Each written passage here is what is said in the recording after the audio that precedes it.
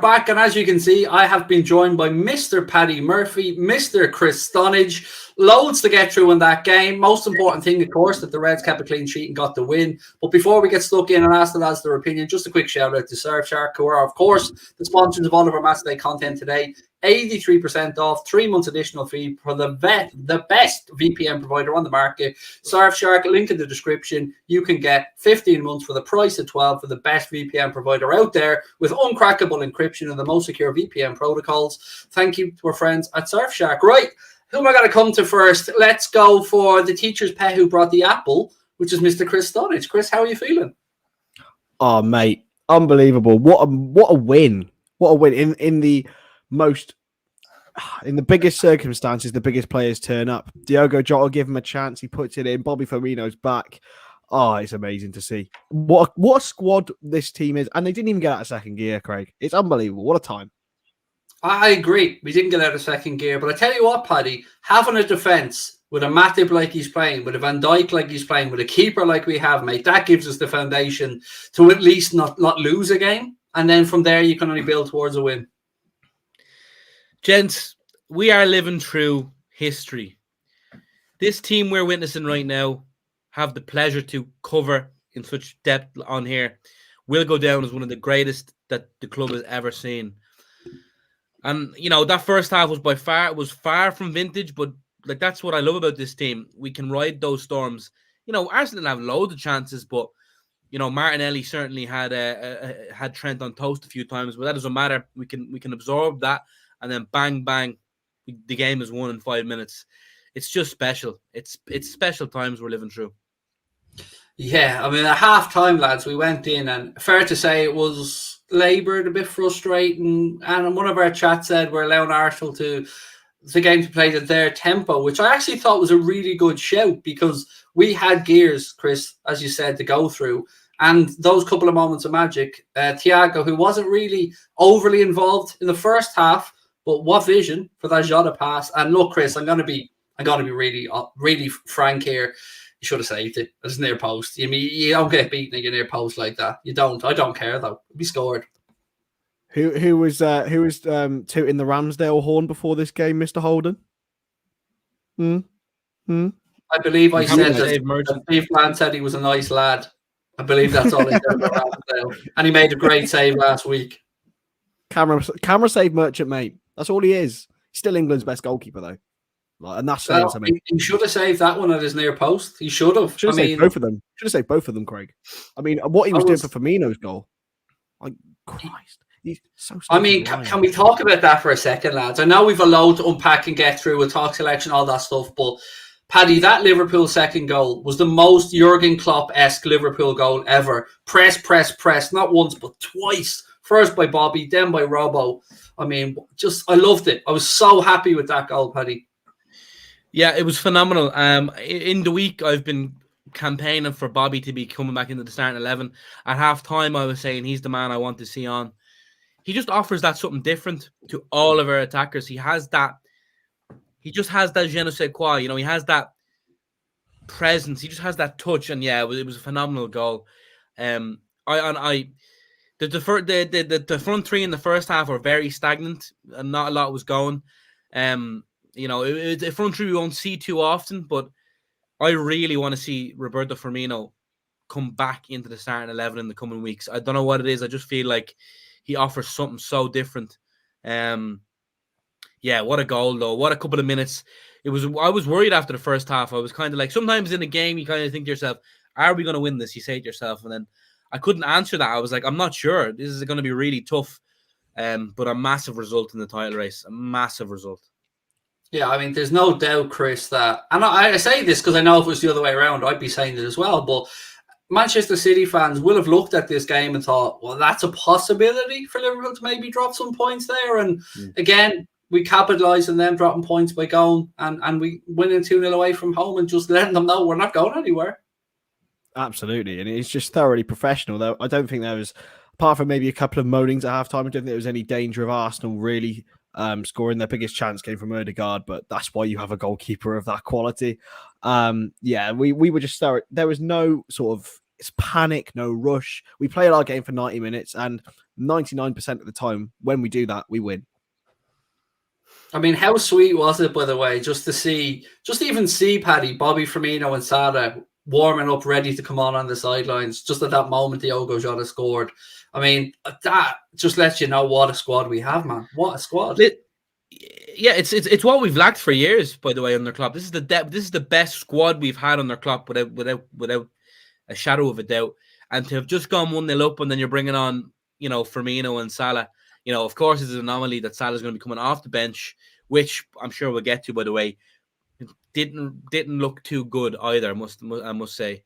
But listen, the job done. That's all I care about. I was sad to see Diaz come off because I feel like he didn't have his best half, but I feel like he was growing into the game. He struggled a bit against Tierney at times when he was on that side, but listen, job done.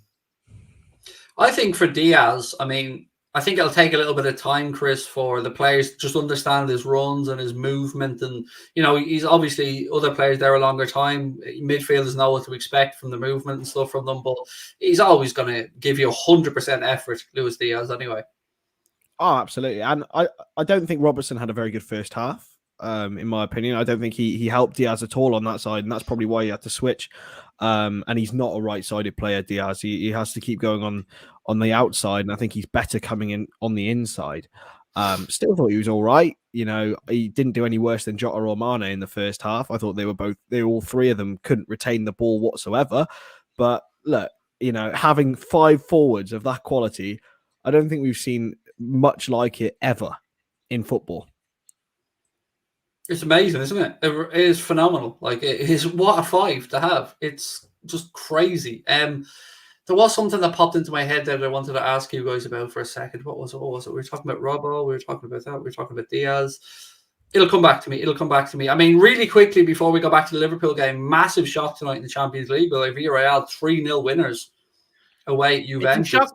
It's a shock because it was 3-0, but I don't think Villarreal beating Juve is a shock at all. Juve have been subpar this year.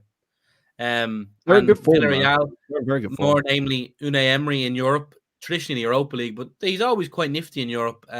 I'm not shocked whatsoever. And they are definitely one team I want to play alongside Benfica, which I'm sure we'll get to. But yeah, Juve out, not surprised. They're in a bad way they've been in decent form. They've been a bit better, but overall, they've been poor this year.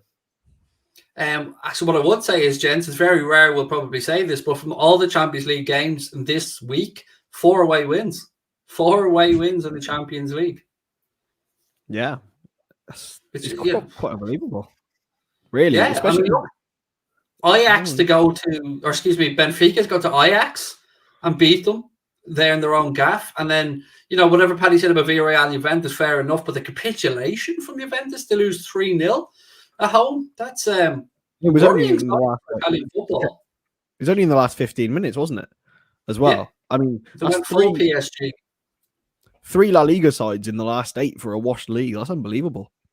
I mean, fair enough. One of them not Barcelona as well, which is mad. And they could have 3 in the last 16 of the Europa League as well. In the last 8, of the Europa League, which is, for 6, they're always good in Europe, Spanish clubs, aren't they? Which is frustrating. They're horrible to play against. They are, and look, Unai Emery knows how to get a result. That's one thing I'll say about the man. He mightn't play at times some of the most attractive football in the world, but he certainly knows how to get a result in Europe. Great second half, said Michael Myers, not the real Michael Myers, I gather. Amazing side with an amazing manager. We're Liverpool with a perfect package. We're a champs. Whoop, whoop, get in, love it. Paddy, look, you've been president, commander-in-chief, CEO of the quadruple bus. I imagine you're just getting more smug by the week. Yeah. I don't think there'll ever be a time in our lifetimes where it would be so on for a quadruple. You know what I mean? 1 in the bag already. We're right. It's in our hands in the Premier League. A lot of games till you play, but it's in our hands. And the way it's going, we could go to the Etihad and draw and still be fine. We could go to the Etihad and lose and still be fine, because I feel City are going to drop points again. We should beat Nottingham Forest on Saturday, and then it's down to the draws. I hope we get a favourable draw in both the competitions. But if we get a nice draw on Friday in the Champions League, get a Benfica, and then we beat Nottingham Forest the day after, Jesus Christ! Sunday, you're late for the Forest game. What? Sunday, sorry. Sunday. But then if we get a favourable draw Friday, we beat them on Sunday. That Monday morning, you're looking at second place in the Premier League, FA Cup semi-final, Champions League semi-final. If it's a favourable draw, obviously you'll have to go and play who it is, but you'll back yourself against a Benfica or Villarreal. But listen, these next few months are going to be biblical, and I'm getting absolutely sloshed tomorrow. Well, not too sloshed because I have to be fresh for the draw with yourself on here. But yeah, backtrack. Come on. I'll be getting moderately well on, but in fresh for tomorrow or the day after. I love the way you say with yourself. I won't be doing that draw, Paddy. You're solo for that. I will be, spitting out Z's in my sleep, mate, at 11 a.m. Oh, I knew that. I knew that. I was well aware of that factor. I'm in Bristol as well, mate, so I can't even substitute myself in. At streams every year, I refuse point blank to do those 11 a.m. Champions League draws because don't make sure you don't have a hangover for your own good, Paddy, because sitting through an hour and a half of that shit is difficult because they drag it out. No, I'll be fresh. I'm looking forward to it. Definitely didn't realize it was 11 a.m. or anything. I'll tell you how strong our squad is at the minute, lads. There's no place in that squad today for Costas, no place for James Milner, and no place for Harvey Elliott. And we still had a packed bench that was able to come on and impact the game. That really is strength in depth there, gents. It's what a fit squad and one signing does. I mean, there was that whole. Do you remember the meme of the start of the season of this depth chart that came out? And realistically, all we've done is add Luis Diaz to that depth chart, and that's it. We're in the strongest. I think this is the strongest squad that we've ever had in the Premier League era, and it would be such a shame if it didn't go on and win it. I want to just take a minute or two just to specifically speak about Joel Matip, Paddy, because what a season this man is having. Mike, I mean, he just keeps to get better and better and better, and I would say, sir, that he is our most consistent defender this season. Yeah, I'd echo that. Looking at Klopp talking during his press conference, it was like, "Oh, Joe Matip's in the form of his life or in exceptional form." And Klopp was like, "It's probably just because he's getting goals." But Klopp has said he's always been good whenever he's been fit, and the fact that he was free from Schalke, unbelievable signing. What a player! And when thank God he's been able to stay fit. We've had a good luck with that this year. We've had our bad share of it last year, but thankfully, majority of the time the boys have stayed fit. But yeah, he's been phenomenal. He really has been. Him and Van Dijk together is a cheat code. What do we reckon to the team selection tonight, Chris? When you see the 11 the Klopp put out, I was wondering. I had a feeling we wouldn't see Salah start, and I think it was for the right reasons, by the way. But I was a little bit surprised that he didn't go with Bobby just because of the record. Bobby loved the goal against Arsenal. But what was your thoughts when the 11 came out? Well, I was actually quite happy because I tweeted that very 11 this morning, and I was like, just call me an ITK, just my verified tick, we move. But it was the perfect 11 for it, to be honest. The only issue was... verified, Chris? Sorry, you should mention it you more. You wouldn't know, would you? You wouldn't know. But no. The only issue I found was all three of those players aren't great at retaining the ball. Diaz is probably the strongest out of all three of them, and they're all really left-sided forwards, which is the frustrating thing. I don't think Mane on the right worked. I don't think Diaz on the right worked, to be honest with you. So that's something we'll have to look at. But yeah, overall, it was the exact team that I probably would have picked myself. You know what? Tonight, Paddy, looking at that game, 81 minutes on the clock, and the Emirates was really starting to empty, mate. Really starting to empty, and that was pathetic. I want to just call the Arsenal fans out for that, because if you, as a fan, have no belief your team can get back into that game, how the fuck are the lads on the pitch supposed to have any belief?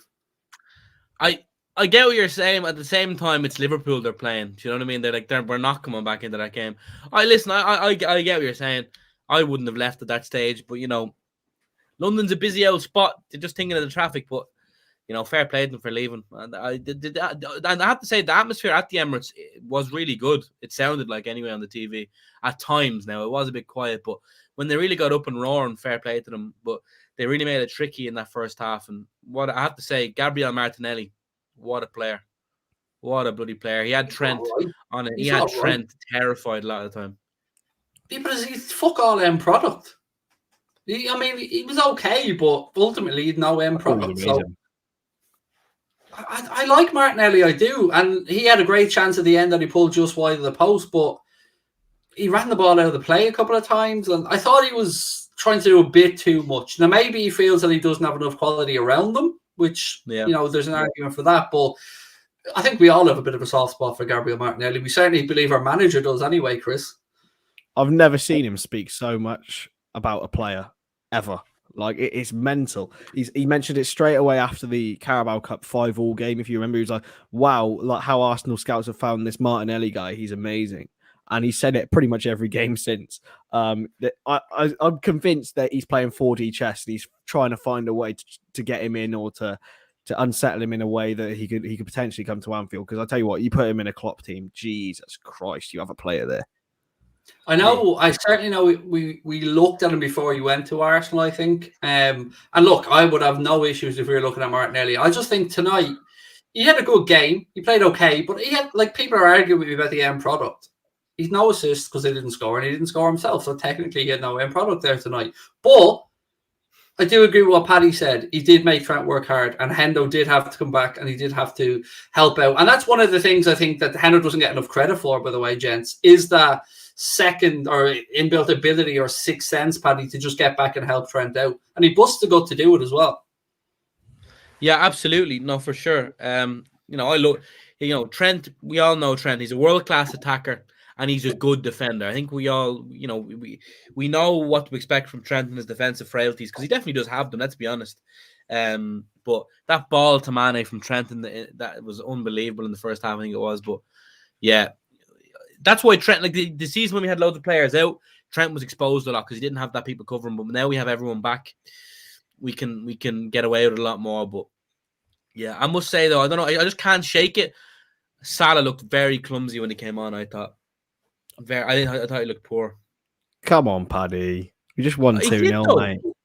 Yeah, I'm trying to think back. I mean, I always find it difficult to gauge performances from players that come on for the last 10 or 15, but I certainly remember him being involved in a fair bit, and he tried to pick out a teammate a few times. I don't but he didn't. That's the problem. Yeah, but Paddy, he's half injured. I don't know. He's not. If he was on the pitch, he's clearly fit. Like, I think we looked better when him and Bobby came on. I think maybe it's the game straight after the goal, but I definitely think we improved when the two of them came on. All I'll say is, if him and his greedy ass agent want 400 grand a week, he's going to have to start playing like 400 grand a week a lot more frequently. Because in the last month, I thought he's been poor. Since he's come back from AFCON, I thought he's been poor to his levels. Is what I'll say. But he needs to sharpen up. Simple as that. He really does. He's still after doing 20 goals again this season, Paddy, though. Fourth season to do it. I mean, I don't know. Like, Mohamed Salah operates on a different level to a lot of other people. So maybe what Paddy's trying to say is that for his own levels, he's not hitting the heights he used to. But I still think I thought he was poor in any level when he came on. I don't remember him retaining the ball. I don't remember him completing a dribble. I don't remember him completing a pass. I thought he was very poor. I don't know. Maybe an instance on the right-hand side where he used tremendous body strength to brush off a challenge, kept the ball, played it to Hendo, got it back, played it to Trent, and they played a few little triangles down that right-hand side, and he showed really good upper body strength. So, I don't know. I feel like Mo has definitely got enough grace in the bank, and if he is going through somewhat of a sticky patch for him, I think we need to be behind him, because I think every single one of us here will agree that we all want that contract signed, and we all want to hear that good news because we love Mohamed Salah and we want him to stay at the club. I think Roberto Firmino is key to unlocking Salah again. I just think I want to see Firmino start, and I think by the time the Etihad game runs around, I think Firmino is the man who should be playing down the middle. I love Jota, but I just think Firmino he just offers that so much more. The link-up play, unlocking the space, drawing defenders away so Salah and Mane can get in behind, or Diaz in behind. I think Firmino is key. I agree in some way. Sorry, Chris. 1 second. I just want to get the super chat up. Nick, thank you. Great result, boys. Get in the Reds. I'm pinching myself. They were a point behind City. Great performance. Performance of champions. Keep up the great content. Thank you, Nick. Sorry, Chris. Go ahead. It's all right, mate. It's all right. I agree in some aspects with Paddy, but I think people have very short memories. Diogo Jota has got now 18 goals this season. Mo Salah scored a lot of his goals while Diogo Jota's still on the pitch. Like he doesn't need Roberto Firmino in there. Yes, I think he would potentially free up space, but like you cannot ignore what Jota does. If I said to the transferring boys at halftime, yes, he's been crap, but if you give him a chance within 12 yards, he scores. What happens? He scores. Like yes, he's not. He's incredibly clever as well, Diogo Jota. Incredibly clever. Exactly that. But I think his movement's amazing. I do get what you're saying, but a lot of people were slandering Firmino this season because he's been poor in some aspects. And I think just because he's been out for ages doesn't mean he's the Messiah. No, I agree with what you're saying, and maybe it's a thing of because we haven't had him, it's like a fanciful thought. I just feel that, and I love Jota. The fact that we can have both of them is a real pleasure. However, I just feel that Firmino was a far more complete player and offers just a lot more. Jota's a better finisher than Firmino, 100%. But I just think Firmino, he just complements Salah and Mane or whoever plays on the left so much more. And I just would love to see it. I'd love to get. I just think if we're going to the Etihad tomorrow, I want Bobby starting in that position. I'll tell you what, lads, I was thinking about this during the game as well, and I have this ongoing argument with myself about what our 9 should do. So what our central striker should do. So what we see, whether it's Bobby, whether it's Diogo, whether it's Sadio, actually, they tend to drop deep. Would we all agree on that? To drop deep to link up play. Now, what we think, and a lot of the time what happens is these guys drop deep. The defender then has do I go with them and leave space or do I stay?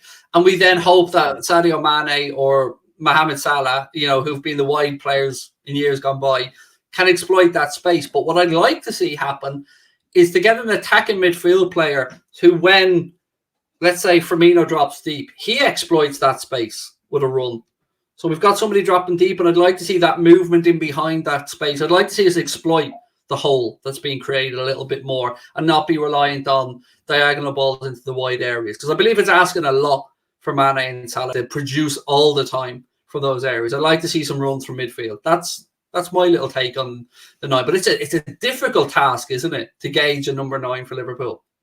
And I think the fact that they are so different, even though they do similar roles, I would say Jota's much more of a striker, though Bobby's much more of a creator. I think it really helps Liverpool because in the way that a game can play out, you can have horses for courses. Now, I agree with Paddy actually that I would start Bobby at the Etihad tomorrow if it was a game, but that doesn't mean I wouldn't bring Jota on. In fact, he would be my first substitution. Like he would. Like, depending on how the game was playing out, he would probably be the first one I would bring on because if you need a goal, there's no one better. At the Etihad, we need that press from Bobby. I agree. We need it. You've seen it today when he came on. I mean, I spoke about it in glowing terms for his own goal. He started that. With the press high up the pitch, winning the ball back. So it's good headaches, though, gents, isn't it? It's nice headaches to have. Horses for courses, mate. That's exactly what this Liverpool team can do now. It's amazing. Best place to be. I feel like you're waiting to come in on something, Paddy. I'm trying to read the body language. No, I was just reading that comment, but I'm not going to give him any attention. It's fine. Just saying I'm deluded. Just ignore him. Ignore the chat. Give abuse. Listen, I can't quite fathom the sheer enormity of this game against City now. I reckon it's probably what you said earlier, Paddy. Real quick, sorry to jump across. Is that I think we can take a point at the Etihad and still win this league. I do agree with you on that. That's why tonight was so important for me, for us not to draw points. If we are in the position to go to the Etihad and the draw is enough, that would be phenomenal. However, I want to go and beat them because I think it's more than if you beat them. I honestly think whoever wins that game, if there is a winner, win the league, regardless of the results outside. Because I don't see Liverpool dropping any points between now and then, and I just see City dropping points again.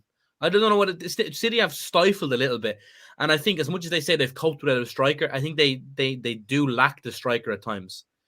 They really do lack that focal point. According to Germany, according to Bild and sources coming out of Germany, they won't be lacking that fucking striker for much longer, gents. I mean, then a reaction to the news that it looks like Erling Braut Haaland, to use Paddy's pronunciation, has chosen Manchester City as his next club. But before I give you the floor, Chris.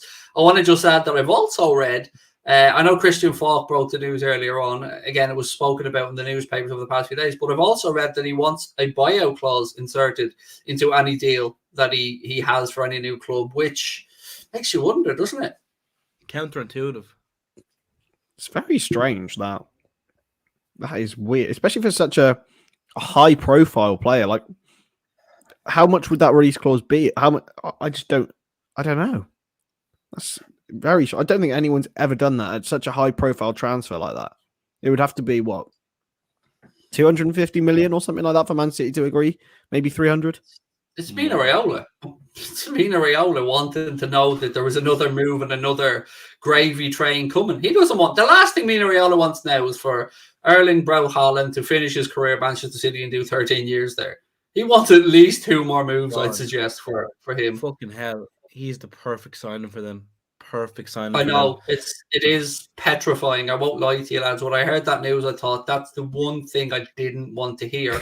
But we can still react. There's still time for us to go out there and do something. Now, I don't know. I wanted to get both your take actually on the Gavi links because, I don't have anything for you guys other than what I've read. But reading the situation, it stinks to me like he's going to sign for Barcelona. He's going to sign a new deal. Barca then get to say, look at how loyal our boy Gavi is. He could have gone to Liverpool. He could have played in the Premier League and taken the riches that were there, but he wanted to stay and play for Barcelona because he's a Barcelona boy. That's what I think is going to happen with that Gavi stuff. And we'll sign Bellingham instead. It stinks of it, doesn't it? It really does. It stinks that the agent, Gavi's agent, has fed it to Gerard Romero to put out there. Honestly... Can any of us see this happening? I wouldn't believe it until the contract's on the table and it's signed, to be honest with you. He's 17 years old. Like Barcelona, they're following the pattern that Pedri did, where Barcelona refused to pay him the money, and then now they like offered him out. They said Liverpool wanted Pedri, if you guys remember that, in the summer. And then Barcelona caved in and gave him a new deal. They're just following that pattern because Barcelona clearly haven't got very good negotiation skills. Yeah, and again, it's the propaganda to the fan base of, well, look, he's so loyal. God, he could have taken the big money, but he wants to be here. And look, I get it. I've no problem with it. I'm just saying I don't believe that we're going to go in and throw in 40-odd million quid for a 17-year-old. It doesn't really strike me as a Jurgen Klopp-esque type of signing, especially when we know Jude could be available either this summer or next summer, perhaps. Other news tonight, gents. Spurs 2-0 at the Amex. I mean, another win for them, another loss for Brighton. Who do we fancy now in the top 4 race? Because I know, Paddy, you've been even when Spurs went to a sticky patch, you still felt Spurs under Conte would probably just nick it. Still feel the same? Yeah, I just feel like there's something there with Conte. He always achieves where he goes, and obviously coming into Spurs this year, winning titles and things is a bit too far gone. However, I just think they'll nick it. It's going to be a real battle. I think it's a North London battle. I think United are completely gone. But it's definitely going to be between Spurs and Arsenal. I don't know. It's a hard one to see who'll do it. I don't know if they have to play each other again. If they do, that'd be interesting. I'm not sure. They do because it was postponed, wasn't it, because of COVID? That will. That will tell a lot. That will tell a lot. Yeah, I mean, it was satisfying watching United crash out last night, but I don't like the way Simeone got pelted, by the way, with a load of drinks when he was running down the tunnel. That was form I don't want to see from any set of fans in any English club, and I'm not just calling out United fans for it because I can understand the frustration because we all know only too well we all want to smash our TVs and pull our hair out when we play at Letty because you don't get 2 minutes, Chris, without them stopping. No, they are so annoying. But to be honest, because we beat them twice in the group stage, I still fancy us against those. I still don't think they are the same as they once were. The prime sort of mid 2010s form isn't there. But look, I thought they were really good yesterday. Real Atletico Madrid performance, wasn't it? Maybe they were playing 12 against 10, 12 against 11 because the referee was bad. He was bad. Oh, he was. When you get drawn against a club like Atleti, play the way they do, Paddy, what you want is first and foremost, a strong referee. Somebody is not going to buy into the antics. And he, as Chris said, he was giving them a lot of stuff yesterday.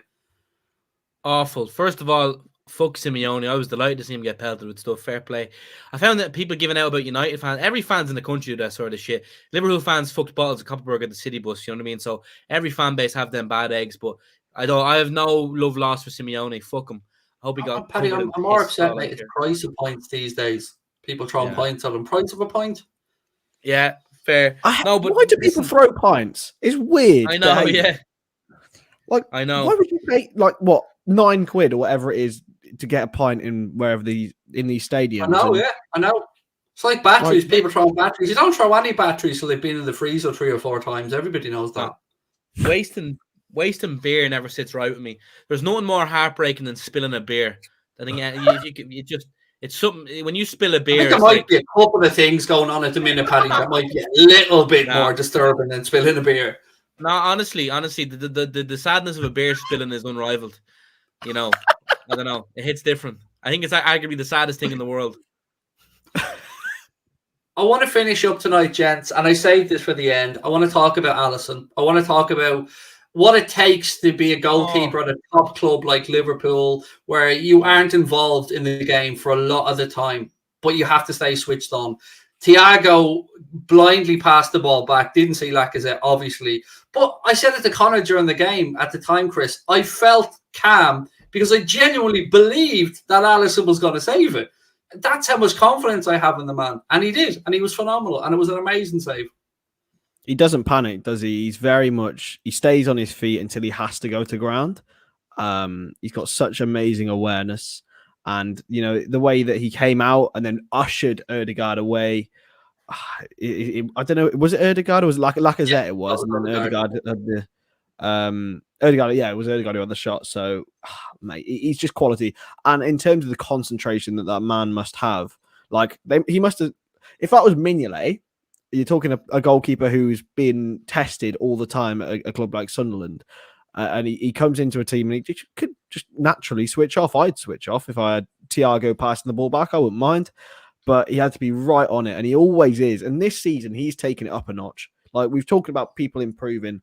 Matip, unbelievable this season, improvement even at his age. Alisson, improvement. Thiago, even improvement. Fabinho, improvement. It's everywhere, and yeah, it's just amazing. This team, and to improve that age as well, it's brilliant. He's so good. Yeah, I mean, I don't know if there's much to add to that, Paddy, but your thoughts on our big, beautiful Brazilian shot stopper? Oh, I mean, you know, I'm trying to be more PC these days, but all I'm going to say is I hope when he goes home, the wife has the barbecue fired up and they're going to be exchanging beautiful Brazilian meats. That's all I'm going to say on the matter. What a terrific, beautiful, beautiful man. We are lucky to have him. And he just makes me so grateful because I'm so grateful for him. We have lived through the horrors of Simon Mignolet, Loris Karius, and fucking Adrian San Miguel. And now this man just saves our bacon. What a guy. I thought that if Van Dijk and Matip had positioned themselves well to deal with the block anyway, but yeah, Alisson's just colossal. You know, we had a few sticky moments last year, but he had a lot going on in his personal life. You know, horrible tragedy that happened to his father, but what a mentality monster to come and improve so much this year. And, you know, it's a testament to the man. He is absolutely, he doesn't get spoken about, I suppose, Chris, as a leader often enough, but he's certainly somebody, mate, who leads from his performances, who leads from, you know, what he does out there on the pitch. And he just is calmness personified. I mean, him, Van Dijk and Matip, could you have a more laid-back, calm, composed 3 people? Everyone says a goalkeeper has to be a nutter, right? I don't think Alisson's that. He's the most calm. He just brings so much like good energy. It's like Virgil. Like the two of them have the same sort of world class, like, don't worry, it'll be okay energy. And that's exactly what you need in a goalkeeper. Maybe not a Brucey Grobbelaar of the old days who just screaming and doing random stuff and pissing on goalposts and stuff like that. I mean, he's not doing that, Paddy. He's sticking in headers top corner to get a Champions League football down the other end. And assistant, man, he phenomenal man. But I was just thinking there, obviously, I can't help but look to the City game. I know we'll hear the whole spiel of, no, for sure, it's about the next game. Don't look at Man City, of course, it's a long way away. But that City You game. became an Irish culture at the end of that sentence there, Paddy. Yeah, I know. Yeah, for sure. No, but listen, in all seriousness, going to that City game, going to the Etihad, we need to put Thiago Alcantara in a freezer and make sure we need to stretcher him everywhere for the next few weeks. Stretcher him onto the pitch, make sure he's in one piece, because I tell you, if we start that game at the Etihad with Thiago, I think we win. I think he's going to be so crucial for that performance, because City's midfield are so good, and we need him and Fabinho together in that midfield. And I am so confident we beat them in that case. You know what I seen, Chris, when I watched that game for Manchester City against Palace? I seen players whose heads are falling off, who were frustrated, who felt like they should have had that game wrapped up, but they couldn't find the breakthrough, and they were turning on each other. They were snarking at the referee. They were bitching. They were whining. I loved it. I loved watching them implode, and I think they are shook. Bernardo Silva's post-match press conference told us everything we needed to know about us being in their head. Nobody mentioned Liverpool. They couldn't bring us up quick enough. Yeah, they're definitely rattled. Let's not be funny. Like, Man City should have won that game. Like, they genuinely should. They had so many chances. Bernardo Silva missing from inches, but I think that makes it even better. Like, they are getting more and more frustrated. I'm sure that Pep has got a picture of Jurgen on his bedroom wall, and he's staring at it until the cows come home. Like, I don't want to get too hasty on Man City, because every time they look like they're going to break, they go on a 20-game winning run and go and win things. And that's the thing. I'm not so confident on the league. I'm really not. But look, anything can happen with this Liverpool team, and anything can happen with that Man City team, to be honest with you. It's going to be an incredible title race. Here's a quote that Connor just sent me from Neil Jones about Thiago. He said, Thiago asked about his wild few minutes, Lacazette back pass, Jota through ball. And he said, yes, what I don't understand is I was man of the match. I gave 2 assists. So he's a bit of a sense of humour as well. I mean, that was... I won't lie, Paddy. My heart was in my mouth for a second when I seen that back pass, but then I remembered Alisson was there, and it was all going to be great. My heart was in my arse. Yeah, I gave me a flashback to the last time Arsenal bet us at the Emirates when we just won the league. Van Dijk passed it back, but yeah, no, thank God. Yeah, they were pissed. They were all pissed. Yeah, I mean, yeah. But listen, it's all to play for, boys. What an exciting few weeks we have. Class act here, Arsenal fan. From an Arsenal fan, well played, lads, and best luck for the rest of the season. Reece, you're a gent, mate, and same to you. I think you guys will get the top 4. I do. I think you'll take that 4th spot. I've been impressed with the work that Arteta has done this season there with Arsenal. They're still a bit soft, if I'm being honest with you. I think you're still a little bit soft in the centre. I don't think Ben White and Gabriel are good enough to really, push you guys towards or Ramsdale elite title. Or Ramsdale, according to Chris. They need a number 9. It's proper. They do. And look, they know that. They know they need a number 9. But they need to stop throwing around money like they do with Pepe and that 70 million. They can't afford to waste that amount of money. But in fairness, thank you, Reece. That was a class comment. Right, gents, I think we will bring that one to a close. It's getting late. It's already 11 o'clock at night. We'll be back tomorrow, myself and Mr. Chris Stonadge, because Mr. Paddy Murphy is going to be out representing us Irish people. He's going to be a living stereotype tomorrow, aren't you, Paddy? Certainly, sir. Certainly. But I'm happy with the substitution of 11 a.m. on Friday instead. That will be a very enjoyable stream for everyone but me. I am going to watch that on the train to Bristol. I cannot wait. It's going to be incredible. We're going to have to get somebody beside Paddy with a stick to just wake him up and poke him every few minutes. They're hard to watch. I'll have about 17 alarms set up until about 10:45, and we'll be laughing. Look, thank you to our sponsors as well. Surfshark, don't forget you can get 83% off and 3 months additional free from the best VPN providers out there in the market. Link in the description. And again, you can use the code Anfield Agenda at checkout if you need to, all one word. Thank you to Mr. Paddy Murphy. Have yourself a lovely day tomorrow, my man. I hope that you don't get any scaldy points. I know you like a Guinness, so I hope you get good points tomorrow anyway. We'll start on the Guinness, move to the beer, and then no doubt by the end of the night we'll be on the hard stuff. Can't wait. Love that. And Mr. Stonadge, I will see you, sir, tomorrow for the professional 2 that are us, Chris. We'll show up and work on Paddy's day. Well, Paddy's out there doing his thing. I'm definitely going out afterwards, mind. Like, it's going to happen. But it's an early start, so you're all right. I'm back on the FIFA grind tomorrow night as well. So, unlucky. Unlucky. I know. I know I promised I'd do it and I will. But look, thank you to you guys as well. Drop a like on the video. Hit that subscribe button if you haven't already. Check out Mr. Paddy Murphy on Twitch and everywhere. And check out Mr. Chris Stonadge as well. You'll find him on Twitter. Just look for the verified account. He doesn't like to speak about it though because he's very modest. See you guys. Going to pay me that account, Craig.